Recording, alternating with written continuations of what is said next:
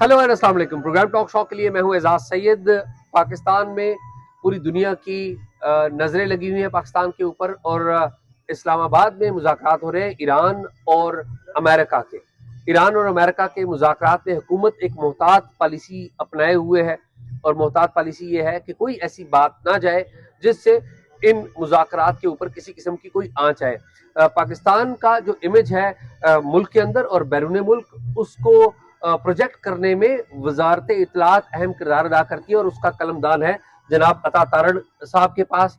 अता तारड़ एक पूरा मैराथन प्रोग्राम कर रहे हैं। यहाँ पर एक फौजे जफर मोज है, जर्नलिस्ट की, टीवी चैनल्स की, जिनके साथ ये बात कर रहे हैं।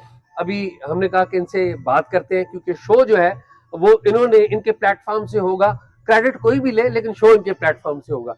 तो आइए इनसे बात करते हैं।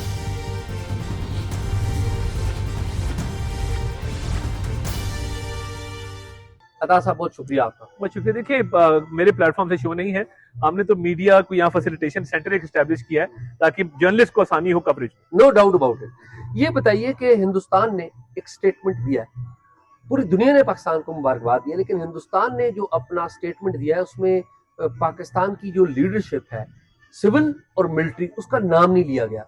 How you think as a Pakistani information minister? अल्हम्दुलिल्लाह हमारा उनसे कोई मुकाबला नहीं है, देयर इज नो कंपटीशन। हमारी एक अपनी फॉरेन पॉलिसी है, हमारी एक अपनी अचीवमेंट्स हैं, उनका एक अपना मामला है। So I don't think they are worthy of my comment. आप ये समझते हैं कि ये जो फॉरेन पॉलिसी के मैदान में पाकिस्तान ने जो इज्जत कमाई है, ये इसका जो असर है ये हिंदुस्तान के साथ हमारे ताल्लुकात पे वहां पे भी देखिए, मैं बहुत ज्यादा हाइप नहीं देना चाहता। एक अनइम्पोर्टेंट हमारे लिए इस वक्त वो टॉपिक है।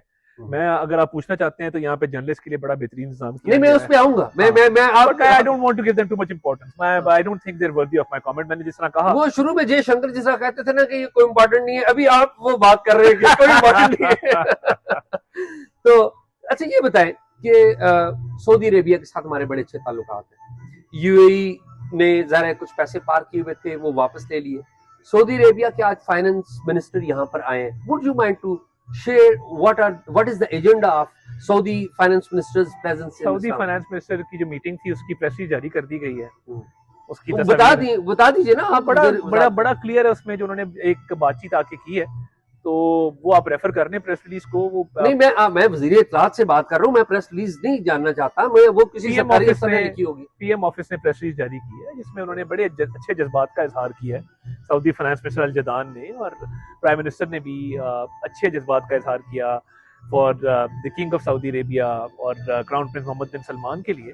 और मुख्तलिफ जो मरहले आए उस हवाले से उन्होंने शुक्रिया भी उनका अदा किया। तो एक उसकी प्रेस रिलीज है, बड़ा क्लैरिटी के साथ उन्होंने इशू कर दी। मैं वज़ीर इत्तलात से प्रेस रिलीज की बातें अच्छी नहीं लगती, लेकिन ठीक है, मुझे मैं आपके पंप पे नहीं आना क्योंकि मेरी जिम्मेदारी है। आप मेरे से जर्नलिस्ट का पूछेंगे। नहीं, मैं पूछूंगा। देखिए, मैं बता वज़ीर इत्तलात बड़ा क्लियर हूँ। मेरा एक डोमेन है, मैंने ना ट्रांसग्रेस करना है ना अंडरप्ले करना है। मैं आपसे इस वेन्यू के बारे में आप जो पूछेंगे मैं बात करूंगा। अदर देन दैट मैं कतन, मुझे आपको कहते हैं आप वज़ीर इत्तलात हैं, मगर मैं आपको इस वेन्यू के ऊपर भी लेके आऊंगा।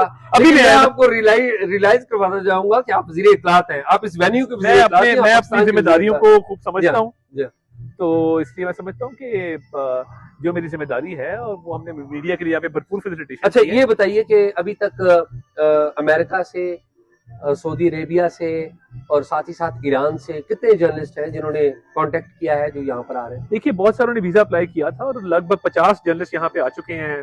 यूएस से, ईरान से, चाइना से, जापान से, जर्मनी से, इवन सऊदी अरेबिया से, तो टर्किया से भी। जी, टर्किया से भी, पूरे गल्फ से भी जर्नलिस्ट आए हैं। और एयरपोर्ट पे भी इंफॉर्मेशन डेस्क लगाया गया है उनको फैसिलिटेट करने के लिए। यहाँ पे भी इंफॉर्मेशन डेस्क है।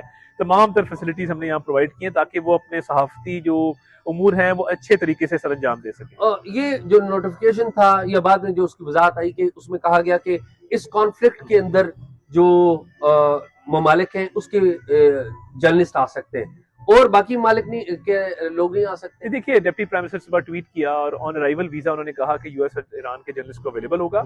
अदर देन दैट जो आ रहा है, हमारा एक पूरा ईपी विंग है एक्सटर्नल पब्लिसिटी का, वो वीजा इशू कर रहा है। बहुत सारे जर्नलिस्ट को वीजा इशू किए गए हैं और बड़े कम टाइम में किए गए हैं, तो वो हम उनको पूरा फैसिलिटेट कर रहे हैं वीजा के प्रोसेस में। ये बताएं कि ये आपने सेंटर कायम किया है। हमें याद है कि एससीओ जब हो रहा था उस वक्त भी आपने एक बड़ा खूबसूरत सेंटर बनाया था। ये कितनी देर में ये सेंटर कायम हुआ है? ये 24 घंटे में हमने तमाम तरह इंतजाम यहाँ पे किए और बड़े कम टाइम में हमारी बड़ी अच्छी टीम है उसने ये पुट टुगेदर किया है पूरा सिस्टम। तो अल्हम्दुलिल्लाह वो चाहे पिछले साल मार्का हक की जंग हो या SCO इस पाकिस्तान में हुआ उस वक्त हमने एस्टेब्लिश किया था, तो हमने विद इन नो टाइम बड़े अच्छे तरीके से इसको एस्टेब्लिश किया। ये इस सेंटर को नेशनल मीडिया भी इस्तेमाल करेगा और इंटरनेशनल मीडिया भी इस्तेमाल करेगा? जी एब्सोल्युटली। तो ये चार्जेस फ्री होगा? जी चार्जेस फ्री है बिल्कुल, इसका तमाम तर अखराजात हम खुद बर्दाश्त करेंगे और तमाम तर फैसिलिटीज जर्नलिस्ट को भी। और अराउंड कितने पैसे इस पे खर्च हुए? वो तो एक्सपेंडिचर भी हो रहा है, जब ये खत्म हो जाएगा तो फिर आपको स्टेटमेंट हम दे सकेंगे कि कितने, अभी क्योंकि ऑनगोइंग है तो खर्चा होता जा रहा है, तो एंड पे आपको बता देंगे। बहुत बहुत शुक्रिया अता तारिड़, वज़ीर इत्तलात। काफी देर से यहाँ पर मीडिया के नुमाइंदों से बात भी कर रहे हैं और साथ ही साथ इस सेंटर की निगरानी भी कर रहे हैं। अब तक के लिए यही, इसके साथ साथ जो ही कोई अपडेट्स आएंगी हम आपको आगाह करेंगे।